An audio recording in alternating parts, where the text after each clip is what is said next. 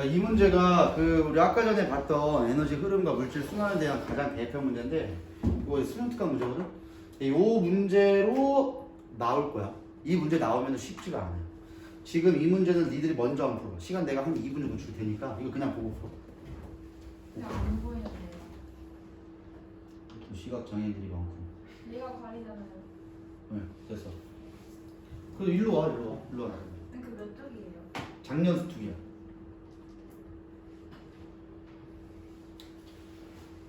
몇 쪽이에요? 이쪽이요?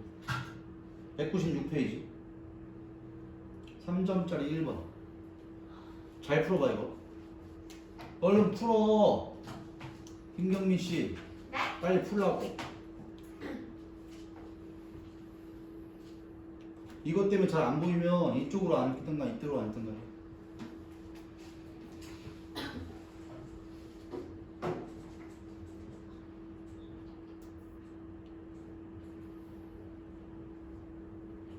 저런 문제는 없는데. 없어. 그냥 이거 칠판 보고 하라니까.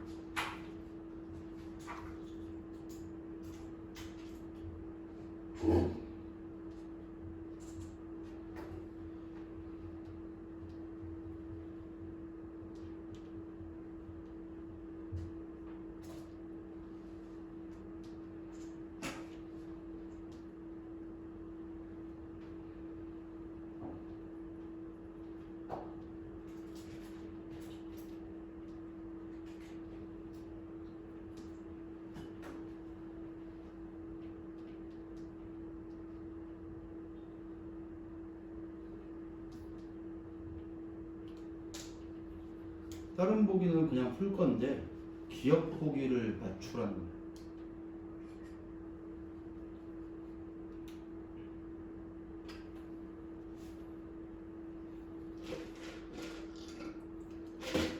요 문제 유형으로 한 문제 나올 거야.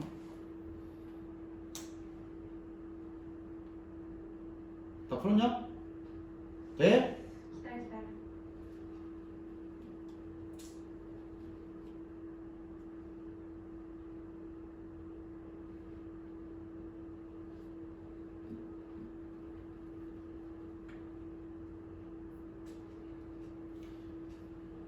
이 조금 어려운 학교들은 이 문제를 잘 내거든.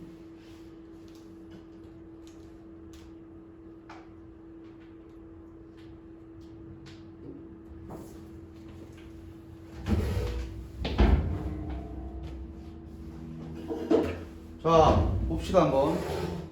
일단은 나머지 조건들은 여기서 먼저 이게 에너지가 들어왔지. 니은이 들어와서 일단 10 주고 7 주고 기억 나갔어. 무조건 들어온 총량은 나간 총량과 같아야 돼.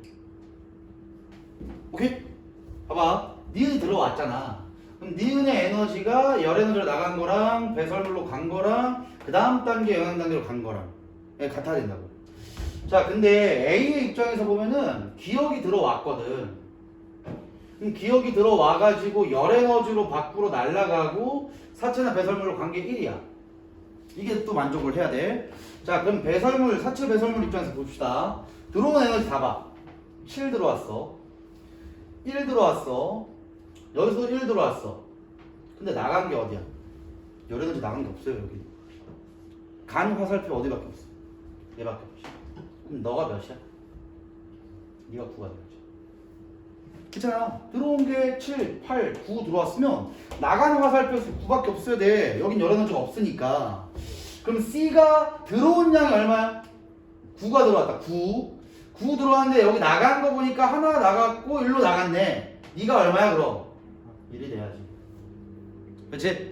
자, 그 다음에 보면 B가 뭐겠냐? B 누구? 처음으로 빛을 받아가지고 열에너지와 분해자와 1로 갔으니까 얘가 생산자예요. 그럼 A가 뭐야? 소비자가 되는 거고. A가 소비자면 소비자나 생산자의 사체가 들어온 걸 얘로 에너지 줬으니까 얘가 사체나 배설물 처먹는 새끼. 누구? 분해자. 이렇게 찾으면 돼. 여기 문제에서 나왔잖아. 분해자, 생산자, 소비자 다 있대. 그래서 생산자, 소비자, 분해자가 다 됐다. 자, 그러면 일단은 얘가 9다. 그럼 얘 에너지가 9고 여기서 나간 게 1, 여기서 8인데 분해자에서 방출되는 열 에너지의 양이 소비자에서 방출된 에너지 양 중에 4분의 1이야. 근데 분해자에서 이미 방출된 열 에너지가 얼마라고 내가 봤어? 8. 그럼 얘 2네요. 소비자에서 방출된 열 에너지가 2야. 요게 2라는 거지, 요게 2. 그러면 네가 2니까 기억이 얼마다? 3이네요. 그럼 기억이 3이니까 니은이 얼마야? 20이 되겠네. 요렇게만 따져주면 돼. 그래서 언제나 에너지 보존 법칙을 만족해야 되기 때문에 들어온 에너지의 총량과 나간 에너지의 총량이 같다. 요거 생각하시면 기억과 니은도 구할 수가 있을 것이다. 자, 문제 풀어봅시다. 기억 플러스 니은은 20.5이다. 아니야, 23이야. 니은 보기. B는 A의 유기물 섭취를 통해 에너지를 얻는다. B가 뭐야? 생산자. 생산자는 어떻게 유기물 얻어? 광합성을 통해서 얻는다라고 해야지. 그다음 디귿 보기. C는 유기물을 무기물로 분해한다. C가 분해자니까 이런 사체나 배설물이 이것도 유기물이다. 이거 유기물을 이제 무의 형태로 보내주는 이게 분해자 역할. 그래서 답이 디귿만 맞다. 요 정도를 풀어내야 된다. 이게 가장 짜증나는 문제 유형을 한 문제 나올 거야. 자, 이제 우리에게 남겨진 가장 중요한 미션, 오늘 할 것 중에 제일 중요한 거 얘기할 거다.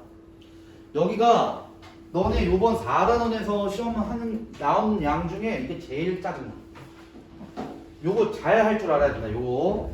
자, 먼저 그래프를 두 가지의 형태의 그래프를 다 알아야 되거든. 첫 번째 형태가 요 그래프의 형태, 요 그래프의 형태랑 두 번째 형태가 요 형태야. 두 가지 다 알아야 된다. 자, 내용을 일단 먼저 볼게. 자, 보시면 요게 이제 물질의 생산과 소비라 그래가지고 들어온 게 얼마고 나간 게 얼마고 뭐 이런 거 볼 거야. 자, 제일 먼저 총 생산량이라는 게 있는데, 자, 이거는 생산자 기준이야. 생산자, 광합성을 하는 생산자 기준. 그럼 생산자의 에너지의 형태를 보겠다는 건데, 생산자는 첫 번째 제일 많은 전체 에너지를 뭐라고 하냐면 총 생산량이라고 불러요. 자, 근데 생산자는 어떻게 에너지를 생산할 수 있어? 어떤 방법으로? 광합성을 합니다. 광합성. 그럼 총 생산량을 다른 말로 뭐라고도 할 거야? 왜 그렇게 하면 얘기하면 돼. 총 광합성량. 자, 그러면 예를 들어줄게. 햇빛을 받아가지고 내가 광합성을 100을 했어. 100. 자, 그럼 여기서부터 이제 생각을 잘해. 100을 내가 만들었는데 식물 입장에서 100을 모두 메뚜기한테 줄 거야? 이건 아니지. 왜? 만약에 100 만든 걸 메뚜기가 100을 다 갖고 왔잖아. 그럼 어떤 현상이 일어나야 되는 줄 아냐? 지구상에 있는 모든 식물이 없어야 돼요. 메뚜기가 다 처먹은 거니까. 이럴 순 없잖아. 남아있는 식물도 있을 거 아닌가. 안 돼. 두 번째, 100을 만든 것 중에 일부가 메뚜기한테 가는 건 맞아. 근데 100을 만들어낸 것 중에 지가 이용하는 게 있겠지. 식물 자체가 살아가기 위해서는 영양분이 필요하잖아. 그럼 식물 자체가 영양분을 만들어내는 방법을 우리는 뭐라고 하냐? 호흡한다. 이렇게 봐요. 그래서 총 생산한 것 중에 거의 대다수, 제일 많은 양이야. 이걸 호흡량으로 밖으로 내보내요. 호흡을 통해서 지가 에너지를 써먹는다 이거야. 자, 그럼 호흡을 하면 지가 만든 에너지 100 중에 40 정도 호흡한다고 칩시다. 그럼 나머지가 얼마야? 60이 되겠지. 그 60을 우리는 뭐라고 하냐면 드디어 순생산량이라고 불러요. 그러니까 결국 이 정의는 뭐냐면 총 광합성을 통해서 만든 것 중에 자기가 사용한 양 빼면 이제 순광합성 양이라고 해서 식물체 이제 유기물의 양을 얘기해요. 자, 그럼 여기서부터 이제 여러 가지 갈림길이 나와. 첫 번째, 피식량이 나와요. 자, 내가 아까 전에 얘기했을 거야, 이거. 피식량이 드디어 뭐 된 거예요? 식물이 광합성을 통해서 만들어낸 엄청나게 많은 양분 중에 일부 식물이 메뚜기한테 먹혀요. 이 피식량이라는 게 메뚜기한테 먹힌 양. 메뚜기한테 먹힌 양. 자, 이거 먼저 해볼게. 메뚜기가 그러면 요 양을 먹었다라고 하면 요 양이 메뚜기의 무슨 양이 된다고? 아까 했잖아. 메뚜기의 섭식량이 돼요. 결국은 요 양만큼만 메뚜기한테 가는 거야. 그럼 메뚜기 뭐라고 한다고 이걸? 섭식량이라고 한다고. 좀 이따가 할 거지만 이걸 좀 펴서 볼 거야. 실제 양은 요만큼이 맞아. 요만큼밖에 안 되는데 너무 좁으니까 좀 펼쳐서 볼 거다 이거야. 대신 기억 잘해. 뭐랑 뭐가 같다? 생산자의 피식량과 1차 소비자의 섭식량이 같다. 이거 외워야 된다. 생산자의 피식량, 요게 1차 소비자의 섭식량과 같다. 자, 그런데 문제가 식물이 이제 광합성 한 거에서 호흡을 통해서 자기가 사용한 거 요만큼 양, 그 다음에 먹힌 양. 근데 나머지 양들도 있지. 자, 그럼 나머지 양 중에 첫 번째 뭐가 있냐면 고사량, 얘랑 낙엽량이 있어요. 자, 얘도 이해를 잘 해봅시다. 100을 식물이 만들었다? 근데 그 식물 중에 일부를 메뚜기가 먹을 거지. 그럼 메뚜기한테 먹힌 양을 피식량이라 한다고. 근데 안 먹힌 식물들도 있잖아. 죽을 때까지 안 먹힐 수도 있어. 그럼 안 먹히면 식물이 뭐 천년만년 계속 사냐? 이건 아니겠지. 식물이라고 한다면 가을철이 되면서 겨울로 넘어갈 때 낙엽을 져서 떨어뜨려버려요. 잎을. 왜? 겨울철 되면 얼어버리니까. 그럼 낙엽이라는 것도 에너지를 갖고 있는 거야? 갖고 있지 않는 거야? 갖고 있잖아. 낙엽이라는 게 거름으로도 사용을 해요. 그게 또 이제 유기물을 갖고 있거든. 그 다음에 식물이 낙엽을 지어서 떨어뜨릴 수도 있지만 식물이 아까 얘기한 대로 천년만년 못 살아. 언젠간 죽어. 그럼 그 죽는 식물은 어떻게 죽는 거야? 그냥 말라 죽는 거예요. 그래서 고사량은 말라 죽는 양, 낙엽량은 말 그대로 낙엽 떨어뜨리는 양. 이것도 식물이 만든 것 중에 일부가 있다고. 오케이? 유나 지금 잘 때가 아니야. 지금 제일 짜증나는 부분이라서 이게 제일 어려워. 자, 마지막에 한 개 남았다. 나면 이게 드디어 나온다. 생장량. 이 새끼가 이제 어려울 거야. 생장량이라는 게. 자, 생장량이라는 건 정의가 뭐냐? 이제 이거다잉. 식물이 광합성을 통해서 100을 만들었어. 그 중에 호흡을 통해서 40 써먹었어. 그럼 60이 이제 무슨 양이라고 그랬어? 순광합성 양.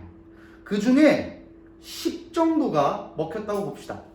그럼 10 정도는 1차 소비자, 메뚜기한테 넘어간 양이야. 그 다음에 20 정도가 낙엽을 떨어뜨려서 유기물 가든가 아니면 말라 죽든가. 낙엽량, 고사량이 20이야. 그럼 나머지가 얼마야? 30. 자, 요 30이 의미가 뭘까?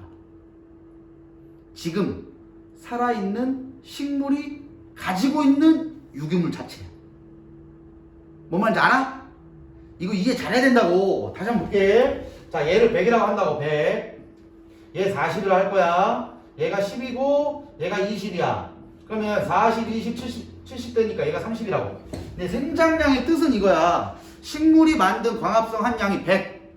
40은 지가 살기 위해서 써먹은 양. 10은 그 다음 소비자로 전달해준 양. 낙엽이 지고 말라 죽어서 죽은 양이 20이야. 그럼 30이 드디어 지가 갖고 있는 양이잖아. 어떤 양?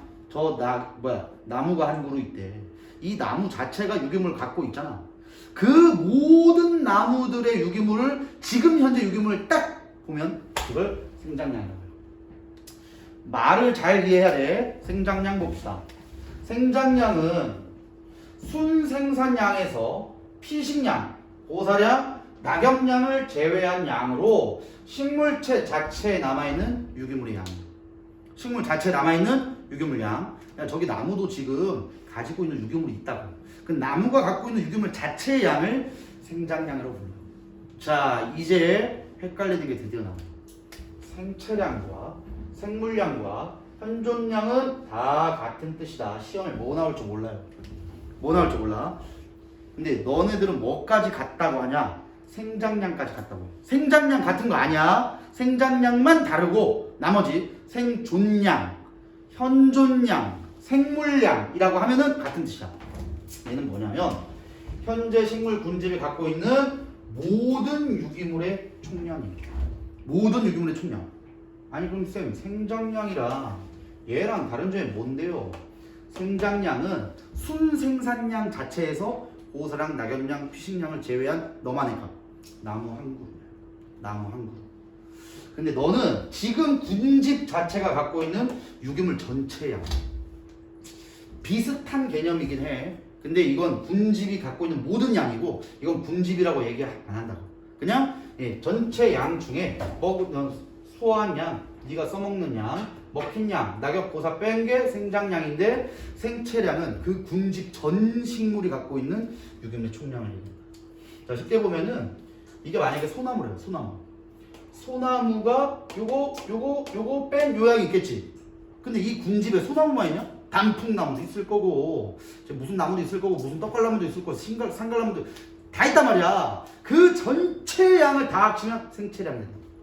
이렇게 이해하는 게 가장 좋아. 자, 너네 시험에는 반드시 요 문제가 나올 것이며 요 그래프로 나올 때도 있지만 아까 얘기한 대로 요 그래프로 나올 때도 있어요. 자, 요 그래프도 한번 해석해 봅시다. 여기서부터 여기까지가 총 생산량이에요. 똑같은 그래프야. 만든 총량이에요. 자, 이 총량에서 호흡량이 요만큼이래. 그럼 총 만든 양에서 호흡량을 빼면 순생산량이 된댔지? 요게 순생산량이에요. 요만큼. 순생산량.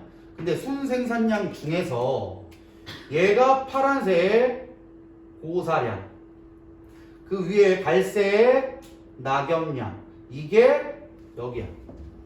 고사량 낙엽량.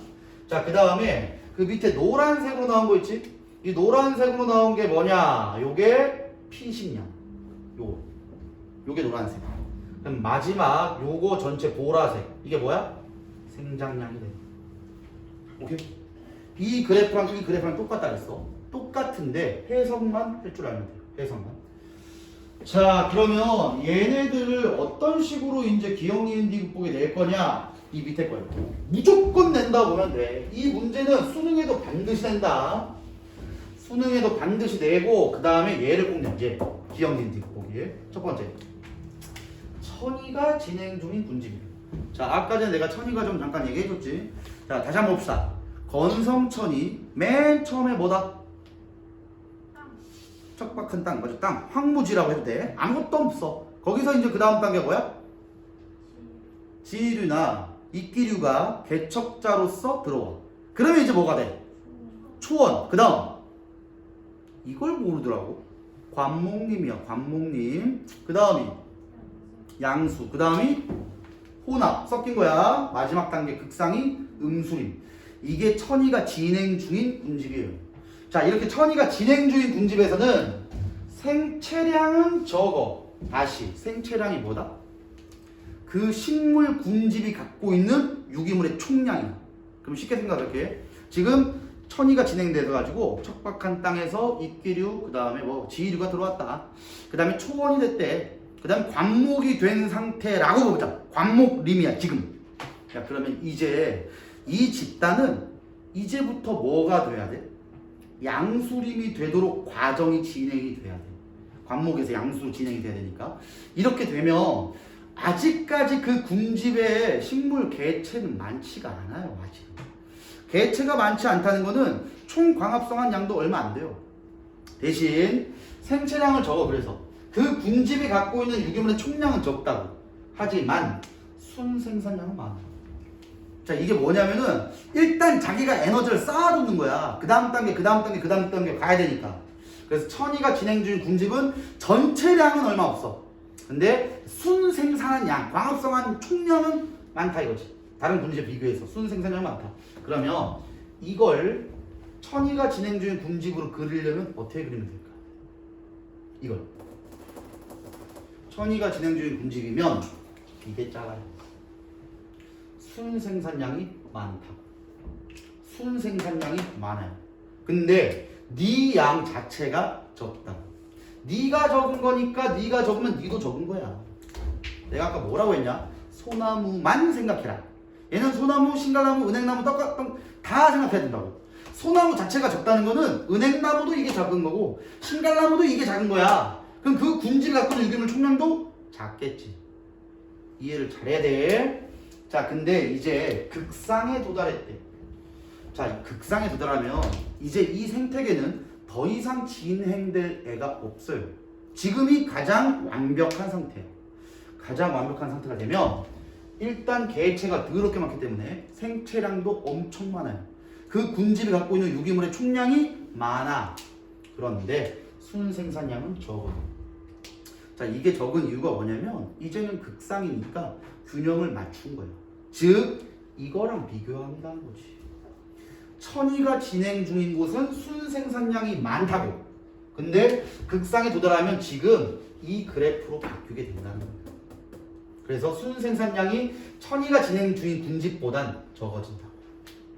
그래서 순생산량은 적어진다. 여기 나와 있는 게 생산량과 소비량이 균형을 이루기 때문에 순생산량과 소비량 이게 거의 비슷해지면 극상에 도달했다 이렇게 얘기해.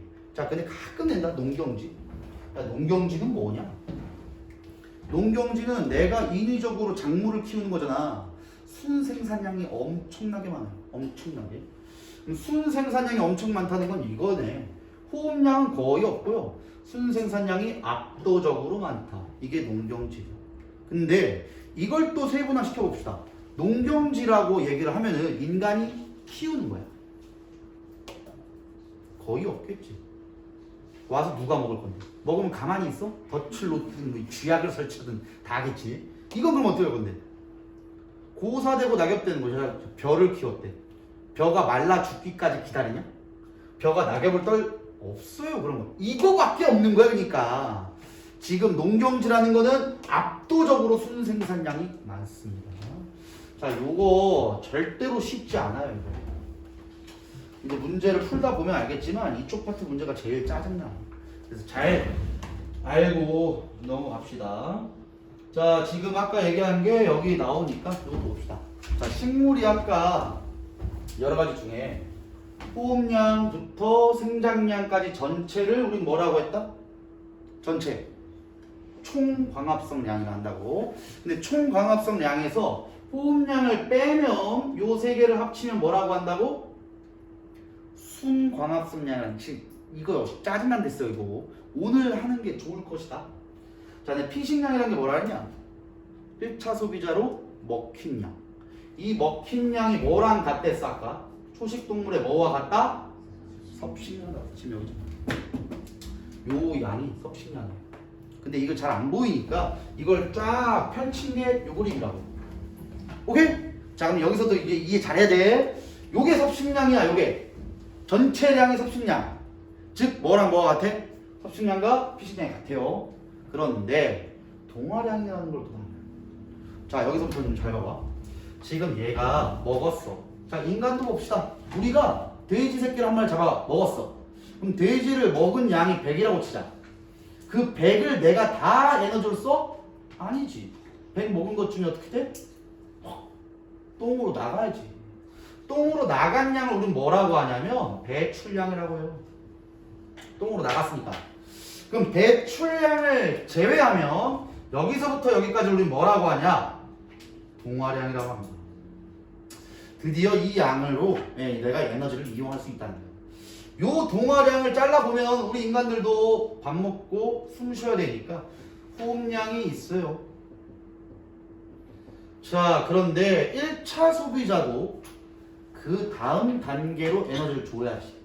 그럼 1차 소비자도 그 다음 단계로 에너지를 준다는 거는 1차 소비자의 일부, 메뚜기의 일부가 개구리한테 먹혀요. 그럼 먹히는 양이니까 또 뭐가 있어야 돼? 피식량이 있어야지. 자, 그럼 1차 소비자의 피식량은 2차 소비자의 무엇과 같다라고 할래? 그렇지. 요거에 이제 2차 소비자의 섭식량이 되는 거지. 결국은 이런 식으로밖에 안 가기 때문에 계속 에너지가 줄어드는 거예요. 계속. 자, 근데 요거만 있는 게 아니지. 1차 소비자 메뚜기다. 메뚜기가 모든 메뚜기가 다 개구리한테 잡혀먹나? 이건 아니잖아요. 그럼 메뚜기가 죽을 때까지 개구리한테 안 잡혀먹은 메뚜기도 있단 말이야. 안 잡혀먹은 메뚜기는 어떻게 해? 또 천년만년 살아? 아니겠지. 죽어야 돼. 그럼 죽는데 식물처럼 낙엽을 지어서 죽이냐? 아니 말라 죽어? 이런 건 아니잖아요. 그냥 뒤지는 거야. 왜 죽어? 수명을 다 채웠으니까. 우리 인간들도 할아버지 할머니들이 100세까지 사셨어. 100세까지 사셨는데 별로 지병도 없는데 돌아가셨어. 죽으시다가. 그럼 우리는 그걸 뭐라고 했다? 자연사되었다. 그래서 이렇게 피식량과 자연사되었던 걸 분류를 좀 합니다. 피식량 자연사는 한 덩어리로 보는 거야. 피식량 자연사는. 자, 여기도 나와있는 피식량 자연사가 나왔죠. 자, 그 다음 마지막 드디어 네가 나온다. 생장량. 아까 전에도 계속 얘기하는 게 생장량 있잖아요. 생장량. 자, 1차 소비자든 생산자든 똑같아. 생산자라고 얘기한다면 전체 총 광합성량 중에 호흡량을 빼. 나머지 전체가 뭐라고? 순광합성량. 순광합성량에서 피식량 빼고 낙엽고사 빼면 남는 게 뭐다? 생장량. 오케이? 그 다음 1차 내가 이렇게까지 얘기하는 이유가 있어. 정확하게 오늘 외워 그냥. 생산자의 피식된 양이 1차 소비자의 뭐로 가? 섭식량으로 간다고. 섭식량을 쭉 키워보시면 섭식된 것 중에 먹은 것 중에 배출된 걸 빼면 뭐가 남아? 동화량이야.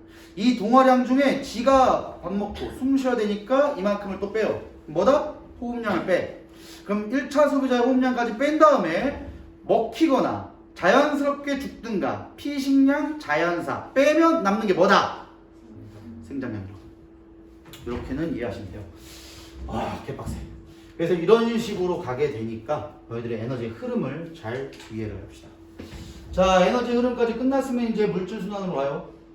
자, 물질 순환은 탄소 순환과 질소 순환이 있는데 탄소 순환은 별로 안 어려워. 자, 먼저 얘 생산자를 먹고 사는 1차 소비자. 1차 소비자를 우리는 초식동물이라고도 얘기해. 이 1차 소비자를 먹고 사는 2차 소비자. 근데 얘네가 호흡을 한다. 즉 산소를 처먹고 이산화탄소를 뺏겠지. 그래서 드디어 기권에서는 이산화탄소의 형태로 탄소가 존재해야 돼. 자, 근데 요 이산화탄소를 먹는 애가 있지. 누가 먹어? 생산자가. 그래서 생산자가 광합성을 통해서 탄소를 지 몸속으로 가지고 와요. 그럼 탄소는 이제 어떤 형태로 바뀐 거야? 니들이 아는 요 형태로 바뀌잖아. 광합성 하면 포장 만드는 거니까. 요 형태로 우리는 무슨 에너지라고 하니? 화학 에너지. 유기물이라고도 하고 화학 에너지라고 해요. 자, 이렇게 해서 이제 유기물의 형태로 바뀌어. 자, 그런데 얘네들을 얘가 먹고 또 얘가 먹고 하니까 얘네를 다 유기물을 갖고 있는 집단인데 요 유기물이 갖고 있는 생산자, 소비자가 죽으면 사체나 배설물로 되면서 이제 아랫단계, 그 다음 단계로 넘어가야죠. 그래서 사체나 배설물로 넘어가게 되면 요 새끼를 먹고 사는 분해자라고 합니다. 대신 내가 그때도 얘기했을 거야. 분해자도 호흡을 해요. 분해자도 호흡해. 호흡이라는 건 산소를 먹고 이산화탄소를 뱉는 과정이야. 그러니까 다시 기체로 보내준다는 거야. 근데 사체나 배설물 또는 얘네들의 일부가 화석연료가 되기도 합니다. 자, 너희들이 뭐 아는지 모르겠는데 우리가 지금 사용하는 석탄은 99.9% 누가 죽은 거냐? 식물이 죽은 거. 식물이 한꺼번에 매장돼서 지금 사용하는 석탄이 돼. 그 다음에 석유라는 거는 뭐가 죽은 건지 아니? 거의 대부분은 플랑크톤이야. 플랑크톤이나 동물의 일부도 석유가 만들어질 수 있어요. 결국은 식물이나 동물의 사체가 지각 변동을 통해서 화석연료가 되기도 해. 이 화석연료를 인간들이 사용하니까 다시 이산화탄소가 된다. 이게 순환된다는 거예요. 자, 여기서는 하나도 어려울 게 없어요. 탄소 순환은 그냥 문제로만 봐도 돼. 어려울 거 하나도 없는데 문제가 질소 순환이다. 시험 문제 안 나오면 이것도 내 손가락을 따라합니다. 무조건 나온다. 대신 탄소 순환보다 질소 순환이 훨씬 까다로우니까 제대로 외워야 된다. 자, 1봐라. 질소는 자, 먼저 우리가 알아야 되는 첫 번째, 화학 하는 사람들은 배웠을 거야. 화학 제일 앞쪽에 배웠을 때 하버보슈법이라는 게 있었지. 하버보슈법이 뭐였냐? 질소를 뭐로 바꾼 거야? 암모니아로 바꿨어. 근데 질소를 암모니아로 바꾸면서 하버보슈가 노벨상을 받아요. 왜 노벨상을 받아요? 인류의 식량난 문제를 해결했다 이렇게 얘기하거든. 근데 왜? 질소라는 새끼는 절대로 안 깨져요. 왜 안 깨지냐? 삼중결합 물질이고. 근데 인간이 쓰던 생명체가 사용하려면 한 개짜리 질소가 필요해. 그럼 어떻게 해야 돼? 반드시 깨야 돼. 이걸 깨야 된다고. 근데 자연 상태에서는 안 깨져. 아니 그러면 우리는 어떻게 이용하냐? 자 근데 먼저 우리 생명과학 배우는 인간들이니까 이 정도는 알아야지. 질소를 이용해서 우리가 뭐를 만드는데? 단백질 만들죠. 자 내가 많이 얘기했잖아. 탄수화물 뭐로 구성됐어? 초, CHO. 근데 단백질만 뭘 갖고 있다고? 촌스러운 단백질을 많이 했어 내가. 에? 자 그다음 핵산도 DNA, RNA도 촌피핵산이라고 했을 거다. 그지? 그럼 결국 질소가 있어야지만 단백질도 만들고 핵산도 만들어. 즉 너희 단백질 내가 뭘 만드는 원료로 쓰냐? 흐흐흐 만드잖아. 단백질로 만드는 세 가지 흐흐가 뭐야? 항체, 효소, 호르몬 다 만들어야 돼. 결론 질소가 있어야지만 우린 단백질로 여러 가지 생활에 필요한 물질들을 만들 수 있어요. 근데 그 단백질이 만들려면 질소 한 개짜리가 필요해. 다시 공기 중에도 질소 엄청 많아. 어떤 질소가? N2 형태의 질소. 그럼 우리는 한 개짜리 질소가 필요해. 자 이걸 제일 먼저 만들 수 있는 생명체가 있어요. 유일한 생명체 중 누구냐? 뿌리옥박테리아라는 질소 고정 세균. 다시 이 새끼 누구냐? 뿌리옥박테리아.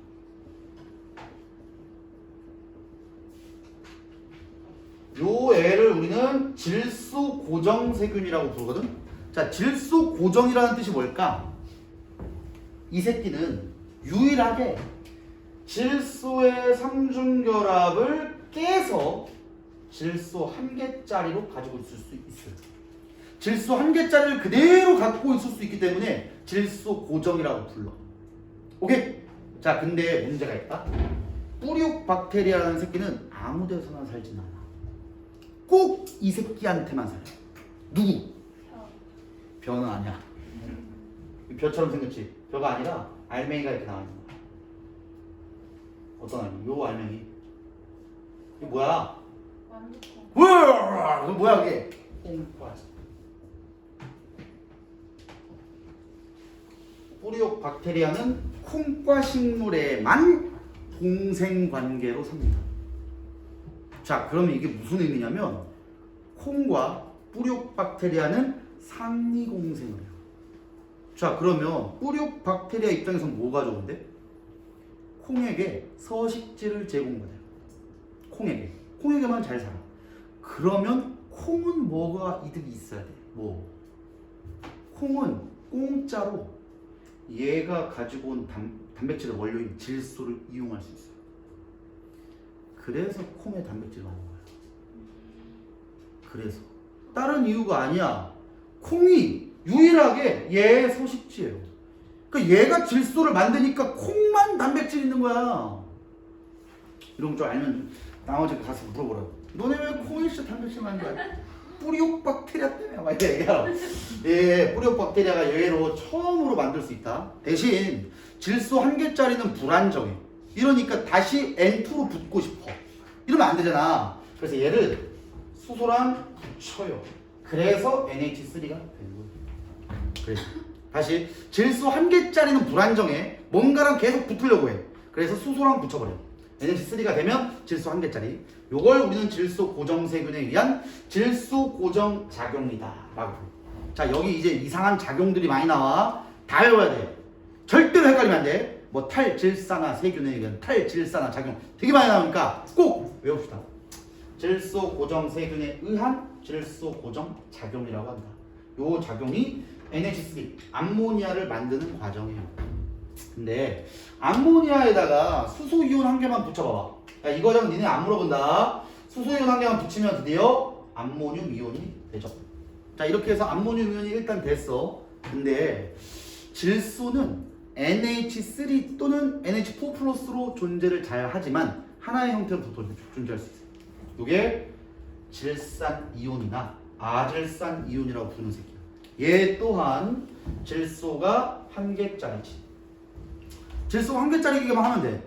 NH3도 되지만 NO3도 된다고.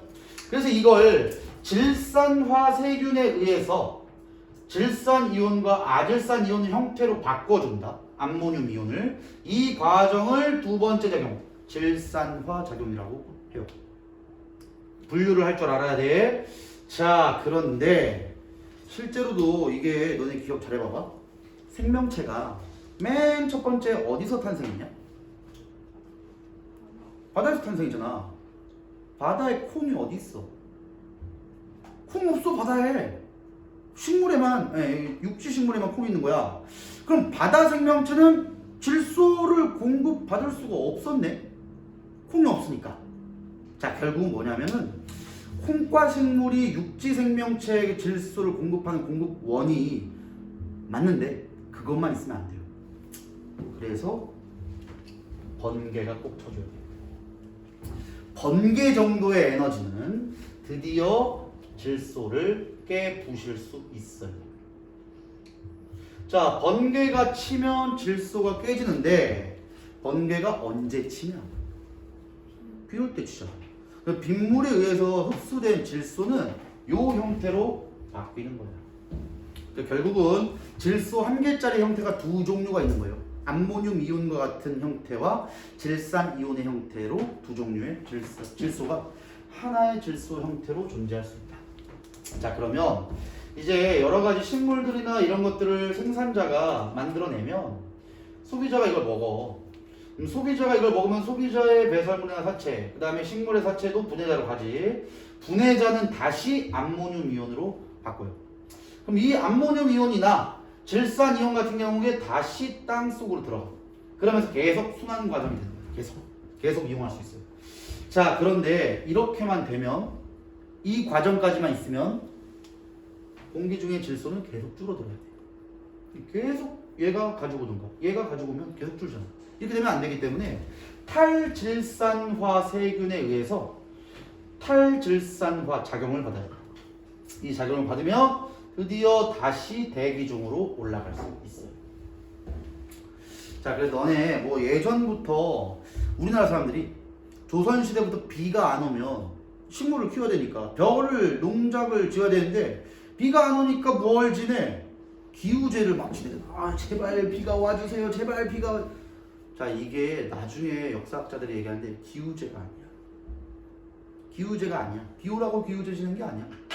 나중에 알아. 지금 너희들 다 기우제로 알지. 기우제가 아니야. 뭘 지내는 건 줄 아냐?